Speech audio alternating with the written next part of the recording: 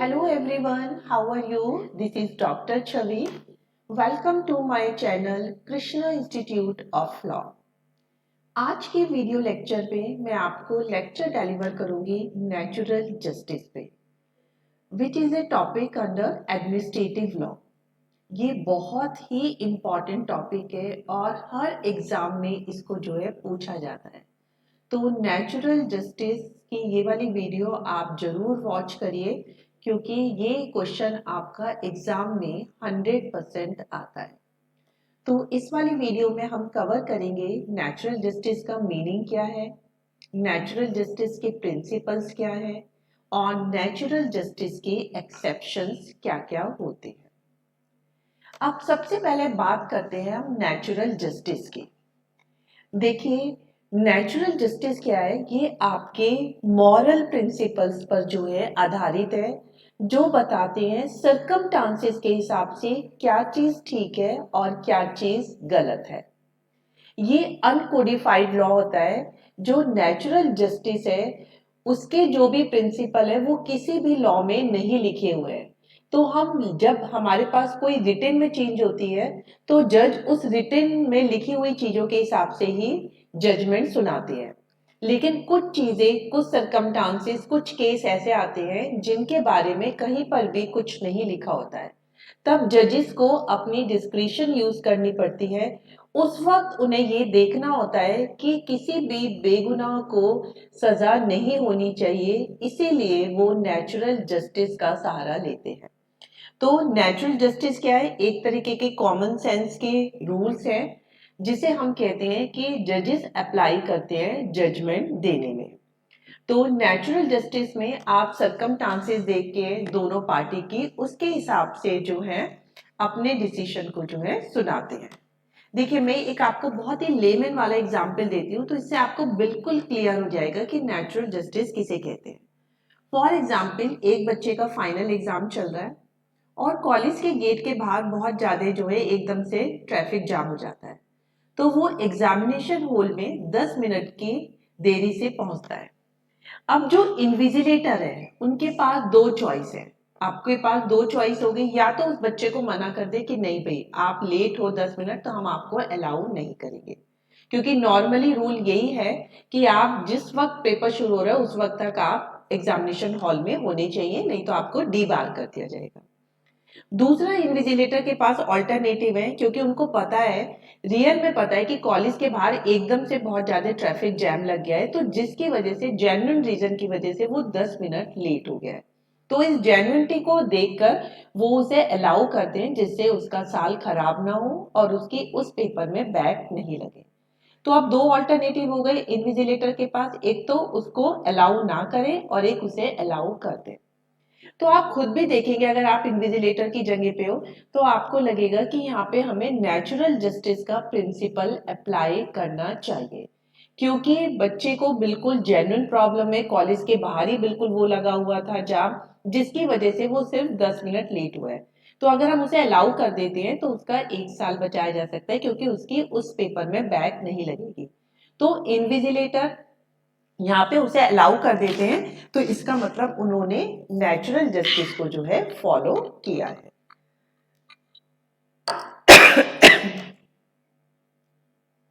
अब आप देखिए, इसका दूसरा एग्जाम्पल क्या हो सकता है। फॉर एग्जाम्पल, कोई गवर्नमेंट ऑफिस है, वहां पे किसी गवर्नमेंट एम्प्लॉय के ऊपर चार्ज लगता है कि भाई ये तो जो है प्रोफेशनल मिसकंडक्ट कर रहा है, जो भी काम करता है वो ऑफिस के अगेंस्ट में करता है, और इसकी वजह से जो उनके बॉस होते हैं वो उसे सस्पेंड कर देते हैं। तो सस्पेंशन तो ठीक है, लेकिन सस्पेंशन से पहले उस एम्प्लॉय को पूरी अपॉर्चुनिटी देनी चाहिए थी कि वो भी अपना केस प्रेजेंट कर सके।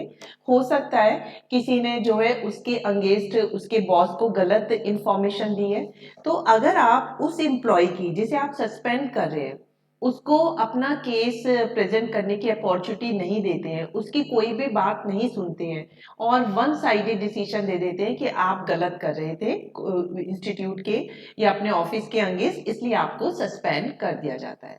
तो माना जाएगा जो बॉस का डिसीजन है वो नेचुरल जस्टिस पे आधारित नहीं है, क्योंकि यहाँ पे आपने जिस इंसान के अगेंस्ट आप निर्णय ले रहे हो, उसको एक बार भी मौका नहीं दिया कि वो भी अपनी बात को कहे। तो अब आपको इन दोनों एग्जाम्पल से पता चल गया होगा कि नेचुरल जस्टिस किसे कहते हैं। नेचुरल जस्टिस में आप अपनी गट फीलिंग के हिसाब से, सरकमस्टांसेस के हिसाब से राइट और रॉन्ग देते हुए किसी के साथ कोई इनजस्टिस ना हो जाए, इस चीज को ध्यान में रखते हुए आप अपना जजमेंट सुनाते हैं। अब नेक्स्ट आता है नेचुरल जस्टिस के प्रिंसिपल्स क्या है। प्रिंसिपल्स का मतलब होता है कि जब आप नेचुरल जस्टिस के बेस पे अपना जजमेंट दे रहे हो तो आप किन किन बातों को ध्यान में रख रहे हैं। तो इसके तीन ही प्रिंसिपल होते हैं। पहला है नेमो ज्यूडिस इन कॉसा सुआ, सेकंड है ऑडी ऑल्ट्रम पार्टर, और थर्ड है आपका रीजन डिसीजन। तो वन बाय वन करके हम एक एक को डिस्कस करेंगे। तो सबसे पहले आता है आपका नेमो ज्यूडस इन कॉसा सुआ। इसका मतलब है कि कोई भी व्यक्ति अपने ही केस में जज नहीं हो सकता, क्योंकि वो अगर अपने ही केस में कि गलती करने वाला भी वही है और वही उसमें जज है, तो इससे आप खुद भी सोच सकते हो कि वो जो जजमेंट होगा वो बिल्कुल भी अनबायस नहीं होगा, उसमें पार्शनैलिटी होगी, उसमें बायसनेस होगी। तो जिस भी जजमेंट में बायसनेस होती है या पार्शनैलिटी होती है, वो आपका जजमेंट ठीक नहीं होता है, वो जजमेंट नेचुरल जस्टिस पे डिपेंड नहीं करता है। तो अगर आप बिल्कुल ठीक किसी को जस्टिस दे रहे हो तो उसके लिए सबसे पहला प्रिंसिपल यही होता है कि आप जो है, जज जो भी है, जो भी डिसीजन ले रहा है, वो बिल्कुल भी जो है बायस नहीं होना चाहिए। इसका बहुत ही अच्छा केस है आपका J Mohapatra and company versus state of Orissa. तो इस केस में क्या हुआ, जो स्टेट ऑफ उड़ीसा थी, तो जो स्टेट गवर्नमेंट थी, उन्होंने जो है एक असेसमेंट कमेटी बनाई। उसका काम क्या था कि कुछ गवर्नमेंट स्कूल में कुछ बुक्स को जो है रेफर करवाना था। तो उन्होंने कमेटी बनाई कि वो कमेटी के मेंबर हमें बताएंगे कि कौन कौन सी बुक्स जो है स्कूल में रखनी चाहिए, किस किस ऑथर की बुक्स आनी चाहिए और किस किस पब्लिशर की बुक्स जो है हमें स्कूल में रिकमेंड करनी चाहिए। अब उस असेसमेंट कमेटी के जो मेंबर थे, उनमें से कुछ मेंबर्स ने भी बुक लिखी हुई थी, तो उन्होंने जब रिकमेंड किया तो उन्होंने अपनी लिखी हुई बुक को ही जो है स्कूल में रिकमेंड कर दिया। तो यहाँ पे आप देखिए एक तरीके की बायसनेस आ गई है, क्योंकि आपने अपनी ही बुक को जो है रेफर कर रहे हो, तो ऑब्वियसली दिखता है कि यहाँ पे मेंबर्स की जो है बायस थी जब उन्होंने रिकमेंडेशन दी। तो इस वाले जजमेंट को जो है, जो असेसमेंट कमेटी का जो ऑर्डर था, उसको चैलेंज किया गया। फिर कोर्ट ने कहा कि यहाँ पे प्रिंसिपल जो है नेचुरल जस्टिस का नेमो ज्यूडिस इन कॉसस हुआ कि कोई भी व्यक्ति अपने ही केस में जज नहीं हो सकता, उसको बिल्कुल भी फॉलो नहीं किया गया है। क्योंकि यहाँ पे जिसकी बुक है वही रिकमेंड कर रहा है स्कूल में, तो ऑब्वियस सी बात है उसका यहाँ पे इंटरेस्ट हो गया है, क्योंकि उसको फायदा होगा अगर उसकी लिखी हुई बुक जो है स्कूल में रिकमेंड होगी। तो यहाँ पे नेचुरल जस्टिस के प्रिंसिपल को फॉलो नहीं किया गया है, यहाँ पे जजमेंट जो है बायस है, तो इसलिए असेसमेंट कमेटी के ऑर्डर को नहीं माना जाना चाहिए। तो क्लियर हो गया आपको फर्स्ट प्रिंसिपल कि कोई भी व्यक्ति अपने ही केस में जज नहीं हो सकता। अब नेक्स्ट है आपका ऑडी ऑल्ट्रम पार्टम। इसका मतलब है कि जब भी आप जजमेंट देते हैं, तो जिसके अगेंस्ट आप जजमेंट दे रहे हैं उसको हमेशा पूरी अपॉर्चुनिटी देनी चाहिए कि वो भी अपने केस को रख सके। क्योंकि कभी कभी आपने देखा होगा आंखों देखी और कानों सुनी बात भी गलत हो जाती है। तो आपने अगर वन साइडेड डिसीजन ले लिया कि दूसरी पार्टी को बिल्कुल सुना ही नहीं, उसे बताया ही नहीं कि आपके अगेंस्ट क्या एविडेंस है, आपके अगेंस्ट क्या इंक्वायरी हुई है, क्या इंक्वायरी रिपोर्ट है, और आप बिना दूसरे की बात को सुने हुए अपना बस डिक्टेटर फॉर्म में अपना डिसीजन सुना देते हो, तो वहां पर भी गलत है और आप नेचुरल जस्टिस के प्रिंसिपल को फॉलो नहीं कर रहे हैं। तो यहाँ पे भी एक बहुत फेमस केस हुआ था, Keshav mills company limited versus union of India. इसमें जो केशव मिल कंपनी थी, वो 30 साल से अपना बिजनेस कर रही थी, लेकिन धीरे धीरे उनके बिजनेस में जो है स्लो डाउन हो गया।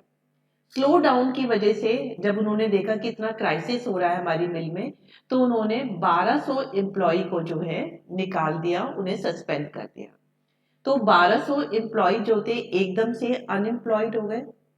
तो ये जो है केस गया आगे कोर्ट में। तो कोर्ट ने कहा कि आप ऐसा करिए, अपनी मिल में लोन लीजिए और इसको रिवाइव करने की कोशिश करिए, और अगर आप रिवाइव नहीं करते हैं तो फिर इस आपकी मिल को गवर्नमेंट एक्वायर कर लेगी, वो अपने हिसाब से चलाएगी।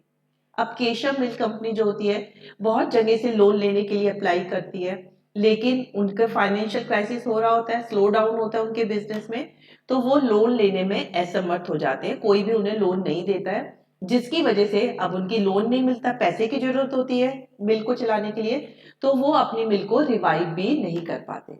तो फिर उनकी जो मिल होती है इसे गवर्नमेंट टेक ओवर कर लेती है। अब जो केशव मिल कंपनी के ओनर थे वो कोर्ट में जाते हैं, वो कहते हैं कि देखिए यहाँ पे नेचुरल जस्टिस के प्रिंसिपल को फॉलो नहीं किया गया है, कि मेरी सुनवाई नहीं की गई है, उनकी उन्होंने जो इंक्वायरी करी थी उसकी रिपोर्ट मुझे सबमिट नहीं करी। तो जब उन्होंने रिपोर्ट सबमिट नहीं करी तो मेरे को क्या पता मेरे अगेंस्ट क्या चीज हो रही है, तो इसलिए मुझे सुनवाई का मौका नहीं मिला है। तो कोर्ट ने डिसाइड किया कि इस केस में आप ऐसा नहीं कह सकते कि आपको सुनवाई का मौका नहीं दिया, क्योंकि आपको पूरा बताया गया था कि आप जो है लोन लेके अपनी कंपनी को रिवाइव करिए, और अगर आपने रिवाइव नहीं किया उस कंडीशन में गवर्नमेंट टेक ओवर करेगी। अब लोन लेने का और रिवाइव करने का काम तो आपका था, तो आपको अगर लोन नहीं मिल रहा है या लोन नहीं लिया आपने और जिसकी वजह से आप रिवाइव नहीं कर पाए, तो ये पूरी तरीके से आपकी गलती है। सिर्फ आपको एक इंक्वायरी रिपोर्ट नहीं दी गई तो इसका मतलब ये नहीं है कि आपको पूरी सुनवाई का मौका नहीं दिया गया। जब आपको कहा गया था कि आपने 1200 एम्प्लॉय को निकाल दिया है, आप दोबारा से इसे रिवाइव करिए, पैसा कहीं ना कहीं से अरेंज करिए, तो आपकी कंपनी चलती रहेगी, लेकिन आप उसमें जो है असमर्थ रहे, इस वजह से गवर्नमेंट ने आपका टेक ओवर किया है। तो यहाँ पे माना गया कि नेचुरल जस्टिस का कोई भी वायलेशन नहीं था। क्लियर हो गया आपको सेकंड भी? ऑडी ऑल्ट्रम पार्टम मीन्स कि आप जिसके अगेंस्ट डिसीजन दे रहे हैं उसको सुनवाई का पूरा मौका देना चाहिए।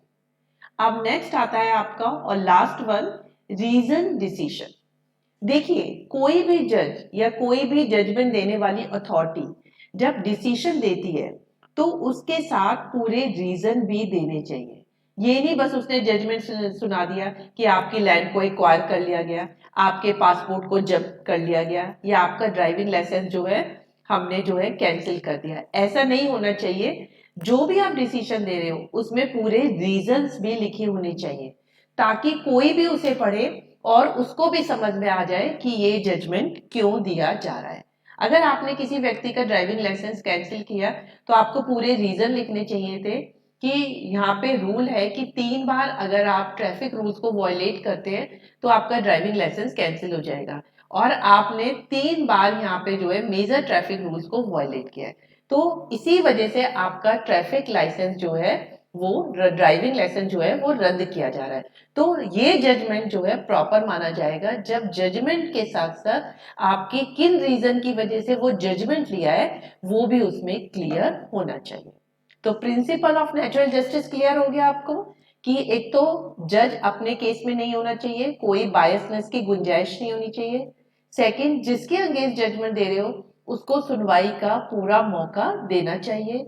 और थर्ड है आपका रीजन डिसीजन। जब भी आप कोई जजमेंट दे रहे हो तो उसके पूरे रीजंस उस जजमेंट में लिखे होने चाहिए कि इन रीजंस की वजह से ये जजमेंट दिया गया है। तो आपके ये जो 3 प्रिंसिपल है ना, कभी कभी तो एग्जाम में ये अलग से भी क्वेश्चन में पूछे जाते हैं कि आप डिस्कस करिए नेमो ज्यूडिस इन कॉसा सुआ का। तो इसीलिए मैं इनकी डिटेल में भी मैंने वीडियो लेक्चर बनाया है, तो आप उस वीडियो लेक्चर को भी जरूर देख लीजिएगा। तो प्रिंसिपल के बाद अब हम आते हैं exception to the rule of natural justice. Exceptions का मतलब होता है, वैसे जजेस को एक इम्प्लाइड वे में कहा जाता है कि आप जो भी जजमेंट सुनाएंगे उसमें नेचुरल जस्टिस को आपको ध्यान रखना है, लेकिन कुछ सरकमस्टांसेस ऐसी होती हैं कि जब हम नेचुरल जस्टिस को ध्यान में रखे हुए अपना जजमेंट सुना देते हैं और वो जजमेंट वैलिड माना जाता है, तो उसको बोलते हैं exceptions to the rule of natural justice. तो सबसे पहला इसमें क्या है, इन केस ऑफ इमरजेंसी। देखिए, अगर कभी कभी कोई इमरजेंसी आ जाती है और हमें जो है एकदम से जो है कोई भी डिसीजन देना पड़ता है, तो उस केस में अगर हमने नेचुरल जस्टिस को ध्यान में नहीं रखा गया तो भी वो जजमेंट वैलिड होता है। देखिए, फॉर एग्जाम्पल किसी गवर्नमेंट ऑफिस में एकदम से आग लग जाती है शॉर्ट सर्किट से, और आग फैलने का पूरा अंदेशा होता है कि आग एकदम से फैल जाएगी। तो जो भी ऑफिसर उस गवर्नमेंट बिल्डिंग का इंचार्ज था, वो फटाफट स्टाफ को बोलते हैं कि आप इसे 2 मिनट में खाली करिए, और वो फटाफट जो है उनको बोलता है। तो इस भागम दौड़ी में किसी व्यक्ति का पैसे वाला पर्स वहीं पर छूट जाता है। अब भागम दौड़ी में पता ही नहीं चलता है, वो जब आग को बुझा देते हैं तो वो उसे पर्स कहीं पे भी नहीं मिलता है। अब वो उस गवर्नमेंट का बिल्डिंग का जो इंचार्ज था उसको एलिगेट करता है कि इस व्यक्ति ने जब हमें ये बिल्डिंग खाली कराई तो उसने नेचुरल जस्टिस का ध्यान नहीं रखा, इसने हम लोगों को अपॉर्चुनिटी नहीं दी कि हम भी बताते भाई हमारी वैल्यूबल्स यहाँ पे है, पहले हम उन्हें कलेक्ट कर ले फिर हम जाएंगे। तो इन्होंने हमें अपॉर्चुनिटी नहीं दी कि हमें अपना पक्ष भी रखते कि हम अपने बैग को या अपने पर्स को अच्छे से लेके तब हम जो है इस बिल्डिंग को खाली करें। तो कोर्ट ने कहा कि जब आग लगती है तो उस वक्त सबसे इंपॉर्टेंट चीज होती है लोगों की लाइफ बचाई जाए, ना कि उनका कीमती सामान। अगर सारे लोग अपने पर्स को इधर उधर से ढूंढेंगे और उन्हें फिर कलेक्ट करके जाएंगे, इसमें तो आग पूरी फैल जाएगी और आप लोगों की लाइफ को भी पूरा पूरा खतरा हो सकता है। तो ऐसे इमरजेंसी के केस में अगर उस व्यक्ति ने जो कि इंचार्ज था उसने फटाफट उन्हें बिल्डिंग खाली करने के लिए कहा, तो इसमें कोई भी नेचुरल जस्टिस का उल्लंघन नहीं हुआ है। क्लियर हो गया? तो इमरजेंसी के केस में भी हम बिना नेचुरल जस्टिस को फॉलो किए हुए कोई भी डिसीजन ले सकते। नेक्स्ट होता है आपका इन केस ऑफ नेसेसिटी। तो इन केस ऑफ नेसेसिटी भी थोड़ा थोड़ा आपका किससे मिलता है, ये आपका मिल जाता है इमरजेंसी से। तो इमरजेंसी जैसे होता है वैसे ही अगर आपकी नेसेसिटी भी होती है तो भी अगर हमने नेचुरल जस्टिस को फॉलो नहीं किया तो हमारा डिसीजन सुना दिया तो भी माना जाता है वो करेक्ट है। देखिए 1985 में जो होता है भोपाल गैस ट्रेजेडी हुई थी, सबको पता था कि वहां से जो है गैस का रिसाव हुआ था जिसकी वजह से काफी लोगों को जान माल की हानि हुई थी। तो फिर गवर्नमेंट ने क्या किया, सेंट्रल गवर्नमेंट को कहा कि आप जितने भी विक्टिम हैं उनको रिप्रेजेंट करेंगे जिससे कि उनको कंपनसेशन मिल सके। अब यहाँ पे सेंट्रल गवर्नमेंट को ही कंपनसेशन भी डिसाइड करना था और वो जो भी विक्टिम थे उनको रिप्रेजेंट भी कर रही थी कि इन सभी लोगों को जो है उससे नुकसान हुआ है तो इनको कंपनसेशन मिलना चाहिए। तो किसी ने इस चीज को चैलेंज किया कि आप सेंट्रल गवर्नमेंट ही विक्टिम को रिप्रेजेंट भी कर रही है और वही जो है कंपनसेशन भी डिसाइड करेगी, तो यहाँ पे तो क्लैशेस हो रहे हैं। तो इसलिए यहाँ पे नेचुरल जस्टिस को फॉलो नहीं किया जा रहा। तो कोर्ट में इसको चैलेंज किया गया। तो कोर्ट ने कहा था कि यहाँ पे जब गैस रिसाव हुआ है तो लोगों को बहुत ज्यादा जो है जान माल की हानि हुई है। अगर सेंट्रल गवर्नमेंट जो है यही सबसे अच्छी अथॉरिटी है जो कि विक्टिम को रिप्रेजेंट कर सकती है और कंपनसेशन को भी जो है डिसाइड कर सकती है। अगर हम किसी और पार्टी को लगाएंगे तो उसमें बहुत ज्यादा टाइम लगेगा और इस वक्त समय की यही डिमांड है कि हम जो है फटाफट जो भी विक्टिम्स है उनको कंपनसेशन दे दें जिससे कि वो बेचारे जो है अपने को रिहेबिलिटेट कर सके। तो अगर उन दोनों में बायसनेस भी आ रही है तो भी माना जाएगा कि ये वाला निर्णय जो है बिल्कुल ठीक है। यहाँ पे हम ये नहीं कह सकते कि नेचुरल जस्टिस फॉलो नहीं किया गया। अब नेक्स्ट आता है in case of administrative matter. देखिए कभी कभी कुछ एडमिनिस्ट्रेटिव मैटर्स होते हैं तो वहां पे जरूरी नहीं है आप हर वक्त नेचुरल जस्टिस को ही फॉलो करेंगे, आप अपने रूल्स रेगुलेशन के हिसाब से भी काम कर सकते हैं। फॉर एग्जाम्पल कोई कॉलेज है, वहां पे एक एकेडमिक टीचर्स की एक कमेटी बनाई गई है कि वो कुछ बच्चों के जो है वो देखेंगे कि उनकी परफॉर्मेंस क्या चल रही है। उनको बार बार मौका दिया जाएगा, उनकी एक्स्ट्रा क्लासेस ली जाएगी कि वो अपनी एकेडमिक परफॉर्मेंस सुधारे जिससे कि वो रिजल्ट उनका अच्छा हो।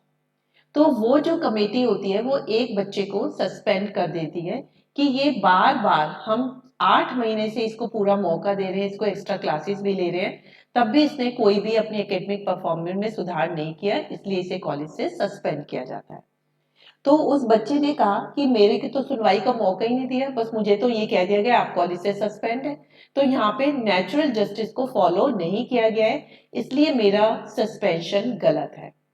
तब ये डिसाइड हुआ कि यहाँ पे कोई सस्पेंशन गलत नहीं है, कॉलेज की जो बहुत अच्छे टीचर्स हैं उनकी कमेटी है और वो उस बच्चे को एक्स्ट्रा क्लासेस भी दिलवा रहे हैं, और ये कोई 1 या 2 दिन का डिसीजन नहीं है, वो 8 महीने से उस बच्चे को देख रहे हैं कि उसकी परफॉर्मेंस ठीक नहीं हो रही है, परफॉर्मेंस को पूरा करवाने के लिए उसकी एक्स्ट्रा क्लासेस भी दी जा रही हैं, और उसको पहले से इन्फॉर्म कर दिया गया था कि इन 8 महीनों में उसे अपनी एकेडमिक परफॉर्मेंस को इम्प्रूव करना है, नहीं तो सस्पेंड कर दिया जाएगा।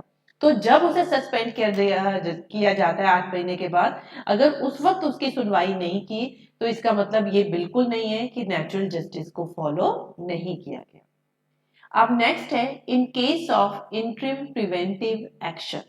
देखिए, अगर हम किसी चीज को रोकना चाहते हैं और उस चीज को रोकने के लिए कोई हम टेम्परेरी ऑर्डर दे देते हैं, अभी वो फाइनल ऑर्डर नहीं है, टेम्परेरी ऑर्डर देते हैं, और उसमें हम नेचुरल जस्टिस के प्रिंसिपल को फॉलो नहीं करते हैं, तो भी वो टेम्परेरी एक्शन जो है वैलिड माना जाएगा। फॉर एग्जाम्पल, किसी ऑफिस में कोई जो एम्प्लॉय है वो हमेशा जो है उस इंस्टीट्यूट के अगेंस्ट ही काम करता है, वो जो है ब्राइब भी लेता है, गलत काम करता है, तो इसको रोकने के लिए टेम्परेरी उस व्यक्ति को जो है सस्पेंड कर दिया जाता है। तो वो व्यक्ति ये नहीं कह सकता कि आपने जो है मुझे सस्पेंड कर दिया और मुझे तो सुनवाई का मौका ही नहीं दिया। तो अभी उस व्यक्ति के आगे सिर्फ टेम्परेरी एक्शन है, अभी पूरी इंक्वायरी रिपोर्ट बैठेगी और फिर जो है वो उस इंक्वायरी रिपोर्ट के बेसिस पे ये डिसाइड करेंगे कि वास्तव में इस व्यक्ति को सस्पेंड करना है या नहीं करना है। तो जो टेम्परेरी प्रिवेंटिव एक्शन होते हैं, क्योंकि अगर वो टेम्परेरी उसे सस्पेंड नहीं करेंगे और वो वास्तव में गलत चीजें कर रहा है तो उससे जो है ऑफिस को या इंस्टीट्यूट को हानि हो सकती है। तो उस फ्यूचर के हार्मफुल इफेक्ट को बचाने के लिए हम टेम्परेरी उसे सस्पेंड करते हैं, तो ये बिल्कुल नहीं कहा जाएगा कि यहाँ पे नेचुरल जस्टिस को फॉलो नहीं किया है। नेक्स्ट होता है in case of legislative action. देखिए, जो लेजिस्लेशन है वो क्या करती है, उसका मेन वर्क होता है लॉ या कानून को बनाना, और वो जब कानून बनाती है तो वो किसी पर्टिकुलर इंडिविजुअल को ध्यान में रखते हुए कानून नहीं बनाती है, वो पूरी सोसाइटी को ध्यान में रखते हुए, ग्रुप ऑफ पीपल को ध्यान में रखते हुए जो है कानून बनाती है। अगर लेजिस्लेशन कोई कानून बनाती है ग्रुप ऑफ पर्संस के लिए, तो बाद में कोई इंडिविजुअल ये नहीं कह सकता कि लॉ बनाने से पहले इन्होंने हमें तो कंसल्ट ही नहीं किया, इन्होंने हमें मौका ही नहीं दिया कि इसके कुछ साइड इफेक्ट भी हो सकते हैं। तो अगर लेजिस्लेशन जो है कोई भी कानून को पास करती है तो उसके अगेंस्ट हम ये नहीं कह सकते कि यहाँ पे नेचुरल जस्टिस को फॉलो नहीं किया है, तो ये इसका एक मेन एक्सेप्शन होता है। नेक्स्ट है इन केस ऑफ इम्प्रैक्टिकेबिलिटी। देखिए, कभी कभी क्या होता है कि जब हम जजमेंट सुनाते हैं कि किसी व्यक्ति को हानि हो सकती है, लेकिन उस व्यक्ति को हानि वो जो थी इनविटेबल थी, प्रैक्टिकली नहीं था कि हम उस व्यक्ति की हानि को बचा सकते। देखिए, इसका मैं बहुत अच्छा एग्जाम्पल देती हूँ। एक ट्रेन का जो है एक्सीडेंट हो जाता है, अब वहां पे सारा मलबा इकट्ठा हो जाता है, और अगर उस मलबे को एकदम से नहीं हटाया गया तो वो रूट जो है ट्रेन का वो डिस्टरप्ट हो जाएगा, तो आगे आने वाली जो ट्रेन है उसके पीछे और जो ट्रेन आ रही होंगी वो भी नहीं चल पाएंगी, तो सारे पैसेंजर्स को बहुत ज्यादा हार्डशिप उठानी पड़ेगी। तो रेलवे अथॉरिटी ने फटाफट जो है रेल का मलबा हटाया, और जिससे कि उस रूट को, जो ट्रेन की जो रूट था उसको क्लियर कर सके। उसमें एक पैसेंजर की कपड़ों से भरी जो है अटैची भी मलबे में चली जाती है, या उसे वो अटैची नहीं मिलती है तो वो कहता है कि ये मलबे में ही उठ गई। तो इन्होंने हमें मौका ही नहीं दिया कि हम अपने सामान को जो है ध्यान से देख सकते कि हमारा सामान तो कहीं मलबे में भी नहीं चला गया, क्योंकि जब बोगी टूटते तो सारा सामान इधर उधर हो जाता है। तब ये डिसीजन दिया गया कि यहाँ पे अगर हम नेचुरल जस्टिस को ध्यान में रखते हैं कि सब पैसेंजर को बताते कि आप अपना अपना सामान ढूंढ ले, तो इसमें तो बहुत लेट हो जाती। ये तो बिल्कुल इम्प्रैक्टिकल सिचुएशन थी। हजारों पैसेंजर को इससे हार्डशिप होती, सारी ट्रेनें रुक जाती, क्योंकि मलबा हटाना, इमीडिएट मलबा हटाना उस वक्त बहुत जरूरी था। तो ऐसे केस में भी माना गया कि आप नेचुरल जस्टिस को अगर फॉलो नहीं कर रहे हैं तो भी ये वाला डिसीजन बिल्कुल वैलिड था। लास्ट आता है आपका where no right of the person is infringe. यहाँ पे राइट से मतलब है लीगल राइट से, कि अगर कोई डिसीजन हुआ और उससे किसी पर्सन के लीगल राइट को कोई हानि नहीं पहुंची, भले ही नेचुरल जस्टिस को फॉलो नहीं किया गया है, तो भी माना जाएगा वो डिसीजन वैलिड है। इसका मैं बहुत अच्छा एग्जाम्पल देती हूँ। म्यूनिसिपैलिटी की ये जिम्मेदारी होती है कि वो पार्क को बहुत अच्छे रखें। अब उन्होंने 2 दिन के लिए पार्क को बंद कर दिया, क्योंकि उन्होंने पार्क की जितने भी बेंचेस थे उनको रीपेंट किया, और जो पाथवे बन रहे थे उनमें बहुत बड़े बड़े गड्ढे हो गए थे बारिश की वजह से, तो उनकी वो रिपेयर करवा रहे थे। तो इसकी वजह से उन्होंने 2 दिन के लिए पार्क को बंद कर दिया। अब पार्क में कुछ सीनियर सिटीजन आते थे, वो सुबह आके वहां पे योगा करते थे और वहां पे अपनी मॉर्निंग वॉक करते थे। तो उन्होंने कहा ये तो एमसीडी ने, म्यूनिसिपैलिटी ने बहुत गलत किया है, हमारी तो 2 दिन की वॉक रुक गई, योगा भी रुक गया, उन्हें हमें पहले से बताना चाहिए था, ताकि हम जो है कहीं और जगह ढूंढते मॉर्निंग वॉक की और योगा की। तो यहाँ पे प्रिंसिपल जस्टिस, मतलब ये जो नेचुरल जस्टिस है उसके प्रिंसिपल को म्यूनिसिपैलिटी ने फॉलो नहीं किया है, हमें अपॉर्चुनिटी नहीं दी कि हम भी अपना पक्ष रखते, और 2 दिन के लिए उन्होंने पार्क को बंद कर दिया कि बेंचेस पे पेंट होगा और जो है पाथवे के गड्ढे भरे जाएंगे। तो कोर्ट ने डिसाइड किया कि यहाँ पे किसी भी व्यक्ति के किसी लीगल राइट को इन्फ्रिंज नहीं किया है।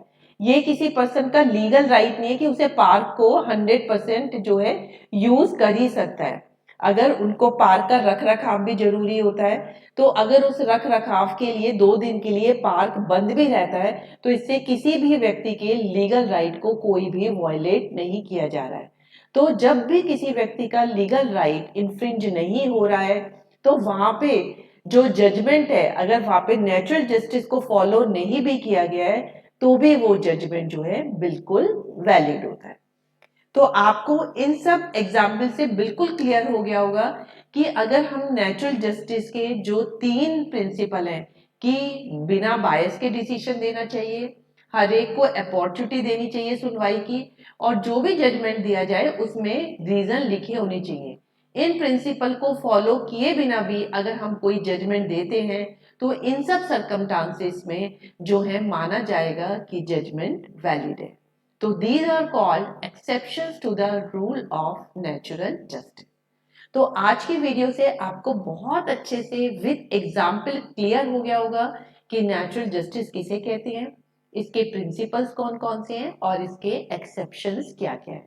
Again this is very important question और हर बार एग्जाम में आता है, तो आप इस वीडियो को जरूर देखिए और अपने फ्रेंड्स को भी शेयर करिए, ताकि ये वीडियो उनके लिए भी एग्जामिनेशन पॉइंट ऑफ व्यू से बहुत ही ज़्यादा बेनिफिशियल हो सके। अगर आपको मेरा ये वीडियो अच्छा लगा तो मेरे चैनल को सब्सक्राइब, लाइक और इसे अपने फ्रेंड्स को शेयर करना बिल्कुल भी मत भूलिए। So that's all for today video lecture. Thank you very much.